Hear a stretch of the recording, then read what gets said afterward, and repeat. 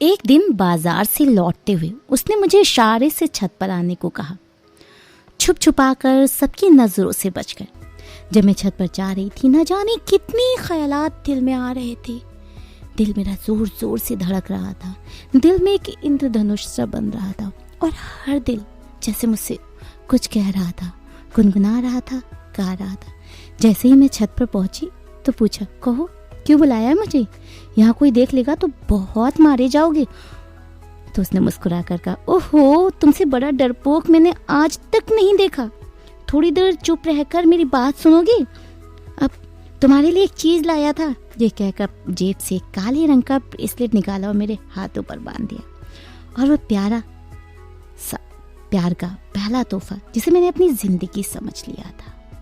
उसको देखकर मैं थोड़ा सा हंसी, मुस्कुराई और फिर कहा, ये लाए हो तुम मेरे लिए? अरे मुझे किसकी नजर लगेगी, इतनी भी सुंदर नहीं हो ना, और तुम्हारी उस नई पड़ोसी वाली रचना जैसी गोरी चिट्ठी भी नहीं हो। वैसे आजकल तुम दोनों में कुछ ज्यादा नैन मटक्का नहीं हो रहा है? बड़ा इठलाती है तुम्हें देखकर, सब खबर रहती है मुझे इस मोहल्ले की, समझे ना? हल्के में ना लेना हमें। अरे गोरी तो स्मिता पाटिल भी नहीं थी, लेकिन हमें तो बचपन से सबसे ज्यादा सुंदर वही लगी। अच्छा सुनो, तुम बस इसे कभी उतारना नहीं, कसम है हमारी। वो पड़ोस वाले अंकल के यहाँ किराए पर रहता था। 2 साल हो गए थे हमारी इस मोहब्बत को। हम रास्तों में एक दूसरे को देखकर इशारों में बात कर लेते थे, तो कभी छत पर लोगों से नजरें चुराकर मिनट भर के लिए मिल लेते थे। अक्सर वो मेरे कॉलेज जाने के टाइम पर रास्ते में किसी न किसी बहाने से खड़ा हो जाता था मुझे देखने के लिए। अब जब भी मैं उसे देखती थी तो इशारे इशारे में ब्रेसलेट दिखाना नहीं भूलती थी, और मेरी इस हरकत पर वो धीरे से मुस्कुरा देता था।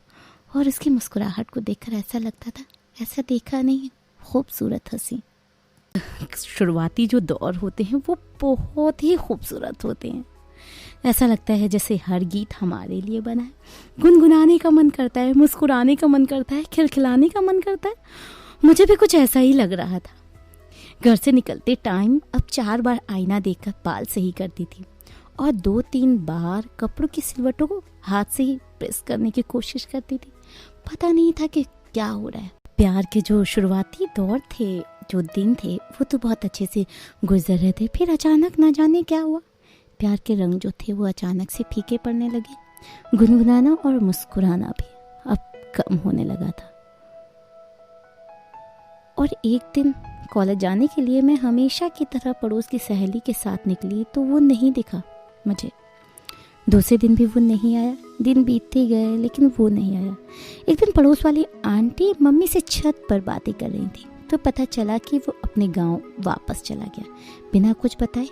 मैं महीनों उसका इंतजार करती रही। घर वालों से छुप छुप कर कई बार रो भी लेती, फिर खुद को ही समझा लेती थी, हो सकता है कोई बहुत ज़रूरी काम आ गया हो या कुछ हो गया हो घर में। सवाल और जवाब दोनों ही मेरे रहते थे। यही सब सोचते सोचते 6 महीने बीत गए। अब मैंने इंतज़ार करना छोड़ दिया था। उसके गेट की तरफ देखती भी नहीं थी। प्यार गुस्से में बदल गया था।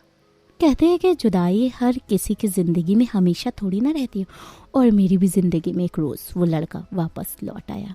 एक दिन शाम में अपने दोस्त के घर से लौट रही थी। वो अपने गेट के पास खड़ा था। मैं उसे नज़र भरकर देखकर खुश होने वाली थी कि निगाहें बगल वाली लड़की पर जाकर थम गई। गुलाबी साड़ी में, हाथ में ढेर सारी कांच की चूड़ियाँ और मांग में पीला सिंदूर। वो उसके बिल्कुल पास ही खड़ी थी। मुझे देखते ही उसने लड़की को अंदर चलने का इशारा करके जल्दी से गेट ऐसे बंद किया जैसे मैं घर में घुसने वाली हूँ। उस दिन के बाद से कई दफ़ा आते जाते हमारा आमना सामना हो जाता था, लेकिन हर बार वो नज़रें झुकाकर चुपचाप निकल जाता था। मेरे मन में बहुत से सवाल थे, लेकिन कभी पूछने की हिम्मत नहीं हुई। कुछ महीने बाद वो अपनी बीवी को लेकर चला गया, शायद किसी दूसरे शहर। लेकिन 5 साल बाद वो अचानक स्टेशन पर अपनी बीवी और बच्चों के सामने दिखा और नजरें टकराईं तो दिल फिर एक बार धड़क उठा। सवाल फिर ताज़ा हो गए। मरते हुए मोहब्बत ने फिर से सांस ले ली, लेकिन अब सवाल करने का कोई मतलब नहीं था। कोई जवाब मिल भी जाते तो कोई फ़ायदा नहीं था। ये सोचकर मैं आगे बढ़ गई, प्लेटफॉर्म पर भी और अपनी ज़िंदगी में भी। आपको हमारी कहानी अधूरा इश्क कैसी लगी हमें कमेंट बॉक्स में ज़रूर बताएं। अगर आप हमारे चैनल पर नए हैं तो हमारे चैनल को सब्सक्राइब करें, लाइक करें और हाँ, बेल आइकन ज़रूर प्रेस करें जिससे हमारा अगला वीडियो आप तक आसानी से पहुंच सके।